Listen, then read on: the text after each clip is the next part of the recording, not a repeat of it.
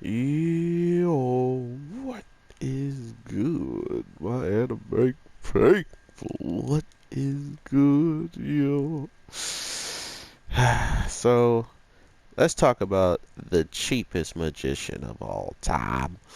Um, I had really weird expectations for this show. I don't know what it was. Like, to be fair, if you go watch my retry reviews, like I had no expectations of anything of the show. I've seen one trailer, I had like one synopsis of what could possibly happen, and that was it. And I just was like, all right, let's get it. But with this show, for some reason, I had really high hopes on what it was all going to be about, how quickly things were going to pop off, how fast the story narrative would pop off in a brand new world where we should know nothing about it and we should learn a lot about it because we know nothing about it.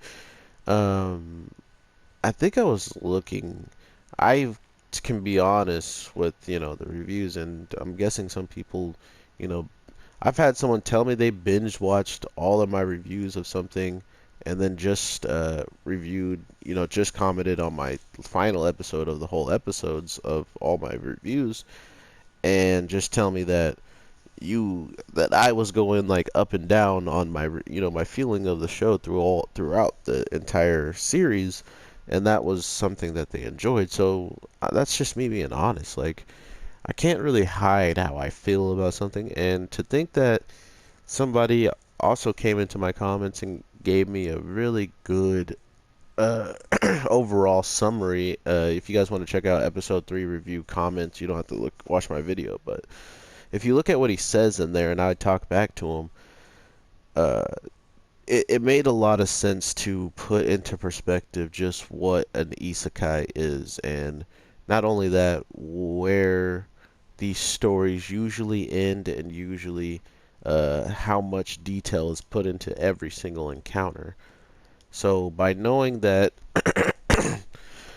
all shows that are like this usually need some type of, you know, beginning, middle, and end that has a similar beginning, middle, and end, like, uh, just like freaking what's his face, um, just like all of them. Smartphone, is it not dungeon, but you see where I'm going with this. Like people who go to a different world and become powerful, they're usually always a key couple of things.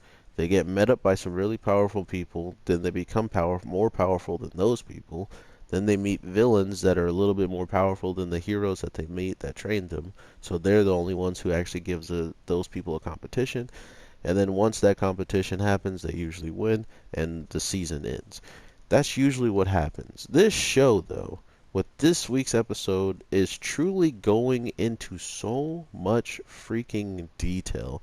What's what was this? This was like a sea. It was they were on a mission that had to deal with assassinate. I don't think they knew that they pretty much the mission with their assassins and like finding out where the supplies were going and stuff. I don't think they knew that when they found those assassins that this was the same, that the elf girl kind of had the same like line of work, like all of the stuff was connected. Because as soon as we see the assassins, do what happens, we also saw the person in cloak was watching over them, and so she was attached to them, but we never actually got any confirmation to our main characters that that was the case. So then when the elf girl shows up asking for help on people who also are getting their stuff taken and they're, farmers or whatnot, it made a lot more sense to me that that's why that girl supposedly was a bodyguard. Those were her assassins, and they also have to do work as well to get their ends meet. For these thieves, they probably wanted someone to protect them while they stole from the farmers, and that's why if you see how ridiculously broken she is as of right now, um, we could see exactly why the farmers would have a really hard time, doing anything against her because my God, she is pretty strong. So that was that. The other thing that really kind of caught me off guard was the fact that they put a lot of thought into the fighting. They put a lot of thought into the overall ways of a seemingly one-off villain and making him like a maybe rival in the future, just with how things turned out. Because holy crap, did he kind of like just turn the page when it comes down to being a scumbag? Like, the whole reason our main character was skeptical of him in the first place was because in the farm, you got to work hard. Like, you got to be breaking your back dang there every day. So it makes a lot of sense when you want to take a break after after those days of breaking your back, and your hands are all calloused up. But the one time he shakes the hand of the guy who, wow, you could go across the map, who who he supposedly works there, and he has no types of like calloused hands. He's like, nah, this ain't right. Like, clearly, you must be new around here or something. Like, how are you getting away with not working? That still didn't make sense to me. Is why is he there, and why is he treated the way he's treated by those two? Is he, does he have them under his thumb? Like, if you say something, I'll end you or something along those lines. I'm not really sure, just by how this whole thing was like played out.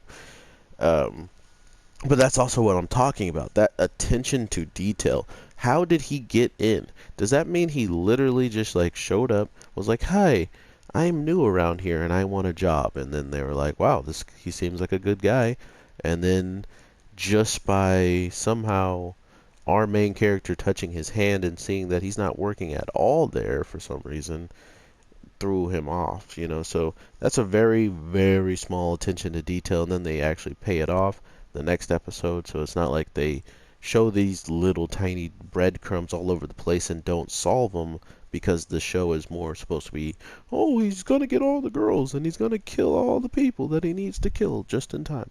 It has that, but it's not focused on that aspect. It's focused on actually breaking down these everyday little notices that he gets, these things that he really sees himself paying the most attention to, and then all of a sudden coming out correct.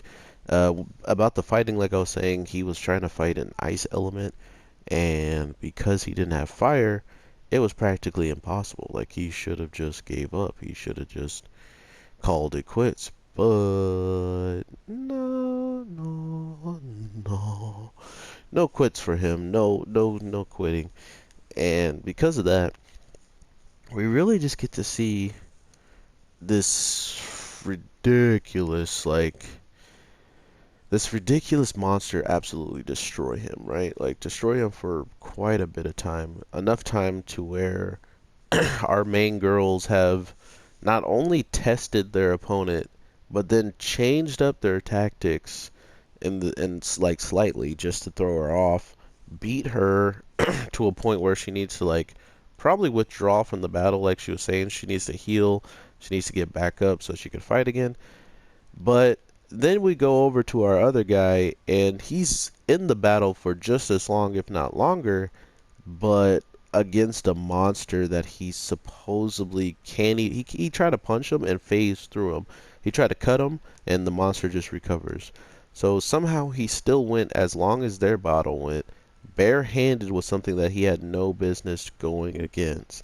And after that, still was like, capable of being conscious and trying to fight at the end of the day, which he literally gets to finally get, his answers from how is he supposed to be so strong? How is he supposed to be able to do all that if he can't even do, beat a certain monster like this? What does that mean? And we don't even know if that monster really is, like, how high of a level is that monster by eating that red orb of all those people? You know what I mean? Like, how strong did he become? And how strong does that mean our guy is? So that's the interesting part of it all. There was someone that said if you could fix your audio, they would sub, which is funny. Because I love subs and stuff, but it only comes down to I want you guys to sub here because you want to talk to me about some anime that you truly enjoy, or if you have some information that I missed out on and you drop it in there, and then I talk to you back and we have a good conversation, and that makes you sub. that's what really matters is, you know, the relationship I can build with you guys and stuff like that, or the relationship of you enjoying the content I'm putting out and just wanting to stop by or whatever the case may be. But with my PlayStation 4 and PlayStation 5 coming out soon, sooner than later, hopefully anyway, I really don't see myself buying a PlayStation Pro because I mean that's all I really have to record on. And right now my PlayStation is the one from, you know, first release, and that's why I don't know how to stop the humming. I wanted to like put a whole bunch of stuff around it, but because it gets so hot, it might like burn. I gotta like find something to put around it that wouldn't get burned by the heat over time. So it's just a whole ordeal, but I will be trying to upgrade the channel, you know, time and time again. So expect upgrades at random times. And with all that being said, though, I hope you guys have an amazing day. It's going to be a long one for me, but regardless of that, I still see myself enjoying it thanks to you guys. So with all that being said, thank you so much for just even stopping by, my anime people. It means the world to your boy. And I can't wait to drop content for you guys for the rest of the week. So, for that being said, peace.